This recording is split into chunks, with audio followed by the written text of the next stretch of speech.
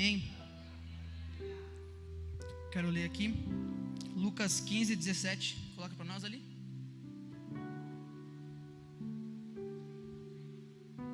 Acho que eu vou ler aqui que é melhor.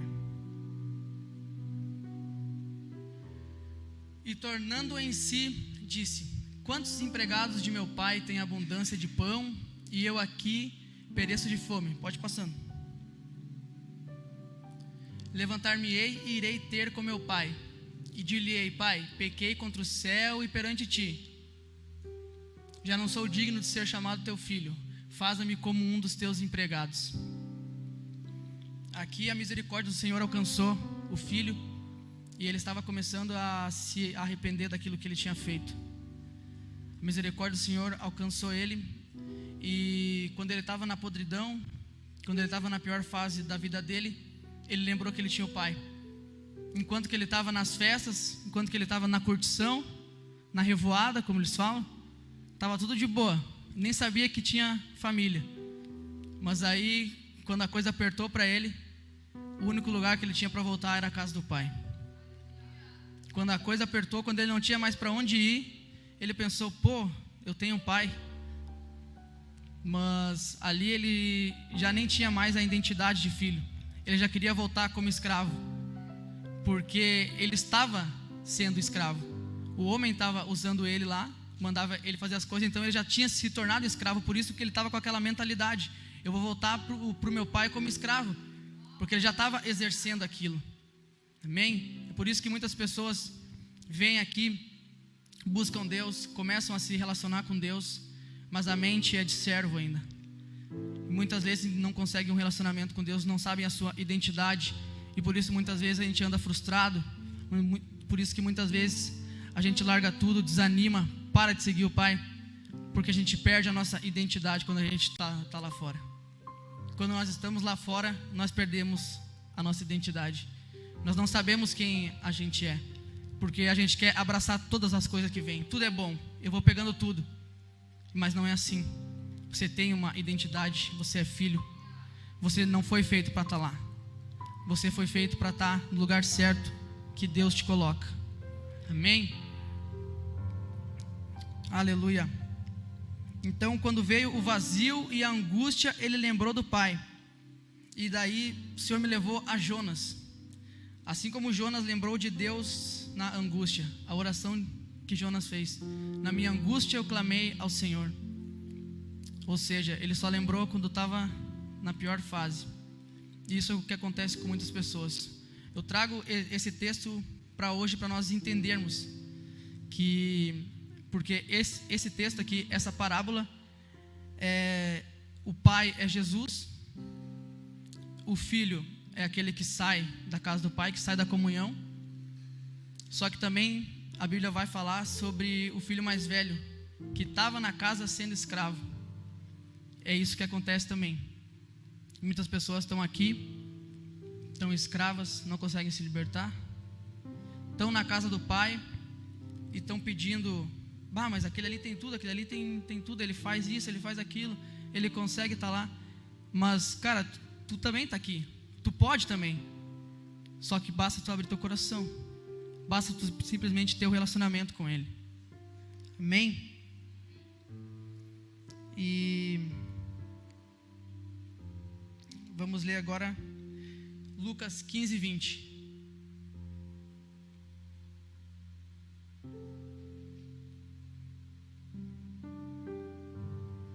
Do 20 até o 24. Tá, Kathleen? E levantando-se foi para seu pai, e quando ainda estava longe, viu seu pai e se moveu de intimidade e compaixão, e correndo lançou-se-lhe ao pescoço e o beijou. E o filho lhe disse: pai, pequei contra o céu e perante ti, e já não sou digno de ser chamado filho. Mas o pai disse aos seus servos: trazei depressa a melhor roupa e vestilho, e pondo-lhe um anel na mão e sandálias nos pés. E trazei o bezerro cevado e matai-o, e comamos, e alegramo-nos. Porque este meu filho estava morto e reviveu, tinha se perdido e foi achado. E começaram a alegrar-se. Olha ali o pai de braços abertos esperando o filho.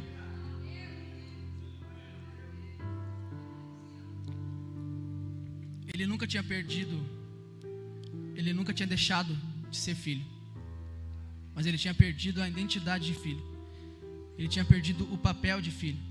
Mas o pai estava lá de braços abertos. E uma coisa que me chamou a atenção é que quando o filho sai da casa do pai, o pai não foi atrás dele. O pai não foi atrás. O pai esperava ele. O pai sabia que uma hora ele ia voltar. Mas o pai não foi atrás, porque ele sabia que quando as coisas apertassem, ele ia voltar para os braços do pai.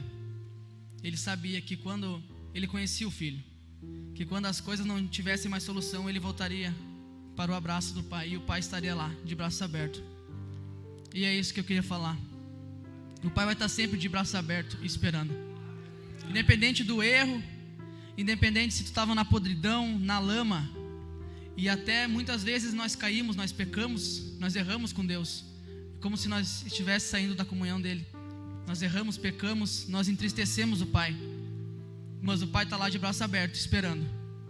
Basta nós fazermos uma coisa, que está em 1 João 1,9, que foi isso que fez com que o pai o aceitasse.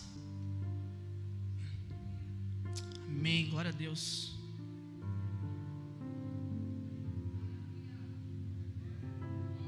Amém. Se confessarmos os nossos pecados, Ele é fiel e justo para nos perdoar os pecados e nos purificar de toda a injustiça. Foi isso que o filho fez. Ele reconheceu que ele tinha errado. Ele reconheceu que ele tinha errado, e então ele pediu perdão para o pai. Pai, eu pequei contra ti, pequei contra o céu. E cara, eu creio que o pai, olhando ele pedindo perdão, eu acredito que o pai começou a chorar, e ao mesmo tempo estava alegre, e estava de braços abertos, falando: meu filho, eu estava só esperando essas tuas palavras, eu estava só esperando tu vir. E assim é muitas vezes o pai. O pai está só esperando a gente pedir perdão. Ele sabe que a gente errou. Ele sabe que muitas vezes nós saímos do propósito. Muitas vezes a gente deixa os nossos prazeres tomar conta dos nossos desejos, e a gente acaba saindo da vontade dele, errando com ele. Mas ele está lá de braços abertos dizendo: meu filho, eu estava só esperando tu vir. Eu estava só esperando para ouvir a tua voz me pedindo perdão, para mim te perdoar. E foi assim com esse filho. O pai estava de braços abertos esperando ele vir.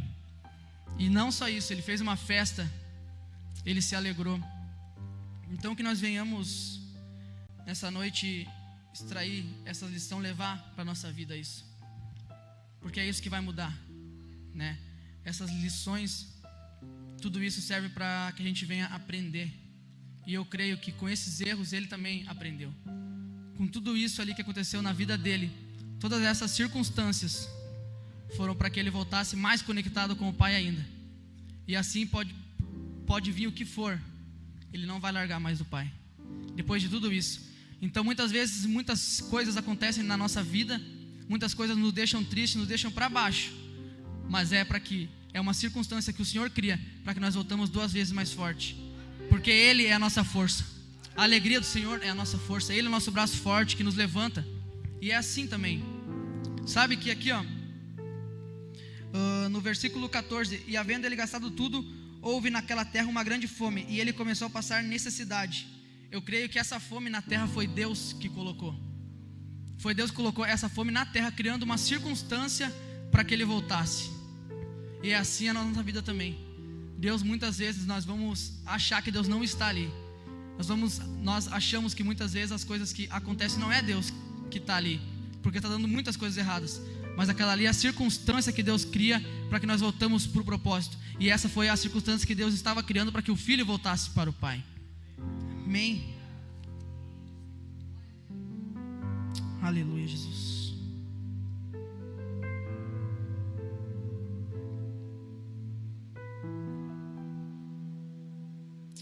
Amém.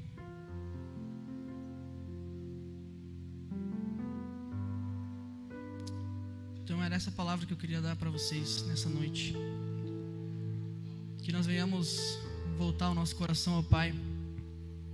Que os tesouros não estejam aqui, onde a traça onde a ferrugem corrói, mas que o nosso tesouro esteja lá no Pai, lá no céu, porque o filho guardou o tesouro aqui na terra, tudo que ele tinha, ele usou aqui, e isso levou à ruína, isso levou à destruição.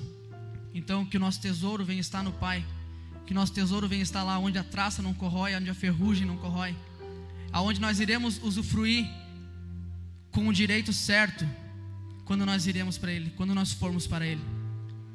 Então que nós venhamos aprender com esse filho pródigo, a nunca sair da presença do Pai, a nunca sair da comunhão do Pai, porque o melhor lugar é estar na casa do Pai, o melhor lugar é estar debaixo das mãos, debaixo da proteção do Pai, porque no momento em que ele saiu, ele perdeu totalmente a proteção.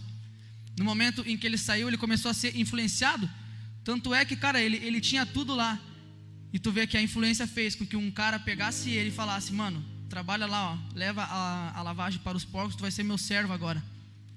Então ele se deixou ser influenciado e acabou tendo uma vida podre, uma vida de mendigo, né? Onde ele tinha dinheiro, ele tinha tudo, e acabou uma vida podre. Então que o nosso refúgio e que a nossa casa venha ser sempre os braços do Pai. Amém? Eu queria gerar isso em vocês, que vocês tivessem a consciência de que vocês são filhos e que o Pai está sempre ali. Amém? Nós precisamos ter essa consciência de que Ele realmente é um Pai. E eu comecei a entender isso também, porque foi difícil, na verdade, porque eu nunca tive a paternidade do meu pai, né? Eu nunca tive o meu pai presente. Então quando eu comecei a me encontrar mais com ele, ele acabou morrendo. E só que eu sei que eu tenho um pai maior. Eu sei que eu tenho um pai, e cada um aqui tem o pai, que pode nos suprir, que pode nos pegar e nos orientar e nos colocar novamente no propósito e na direção. E sabe que eu entendi hoje isso quando eu estava fraco, eu estava inseguro, sem segurança, eu estava me sentindo uma criança, e eu falei: meu Deus, cara, eu falei: Pai, me ajuda, cara, me ajuda. E eu comecei a chorar, eu falei: eu não consigo. E eu pude sentir Ele falando no meu coração: filho, eu estou aqui contigo, eu estou contigo. Então eu falei: Pai, me revista então das tuas armaduras, porque sozinho eu não consigo. Então eu comecei a sentir a presença dele, e é isso que foi me dando força para mim vir estar aqui hoje, porque estar aqui falando, pregando a palavra de Deus é uma vitória para mim, então isso já basta, só de eu estar aqui eu já venci algo na minha vida, e isso, cara, isso é bênção demais. Amém? Então que nós, glória a Deus.